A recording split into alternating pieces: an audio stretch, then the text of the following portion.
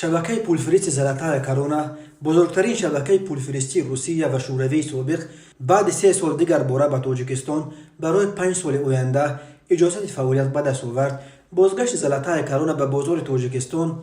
نیم سال بعد برکناری جمالدین نورعلیف داماد پرزیدنت تاجیکستان از مقام معاون اول رئیس بانک ملی صورت گرفت. منابع آگاه گفتند که در پایان سال 2019 ماست با جمالدین نورعلیف زبان نیافتن زلاتای کرونا سببگار از حق انتقال پول به تاجیکستان محروم شدن آن گردیده بود. به گفته منابع بامداد برکناری نورعلیف در ماه ایون سال 2022 نیز میتواند با فشار روسیه صورت گرفته باشد و یک زمینه ناروزگی مسکو از نورعلیف هم میتوانست از بازار تاجیکستان بیرون کردن زلاتای کرونا باشد. زلاتای کرونا 3 سال پیش در حال ترک بازار تاجیکستان کرد که بیش از 80% انتقال پولها از جمله پولهای مهاجران تاجیک از روسیه به تاجیکستان توسط همین شبکه صورت می گرفت. بانک ملی تاجیکستان خبر داد که با قرار نوبتی ریاست بانک ملی تاجیکستان از 2 ینور سال 2023 تحت رقم 2 مطابق ماده 14 قانون جمهوری تاجیکستان درباره خدمت رسانی‌های پرداخت و نظام پرداختی، ماده 18 قانون جمهوری تاجیکستان درباره اجازتنامه‌دهی به بعضی نمودهای فعالیت در اساس ماده 77 قانون جمهوری تاجیکستان درباره بانک ملی تاجیکستان به تشکیلات قرضه غیر بانکی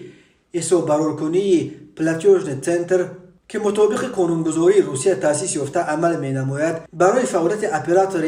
نظام پرداخت زلاتای کرونا به مدت 5 سال اجازتنامه داده شد. طبق قرار مذکور اداره نظام پرداخت عهدهدار گردیده است که در فهرست اپراتوران نظام پرداختی ثبت دخلدار را وارد نمایند. بانک ملی در این باره تفصیلات دیگر نداد و معلوم نیست که زلاتای کرونا آیا تحت